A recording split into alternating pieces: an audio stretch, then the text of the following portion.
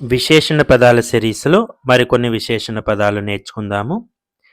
ఎత్తైన భవనం, ఊంచీ ఇమారత్.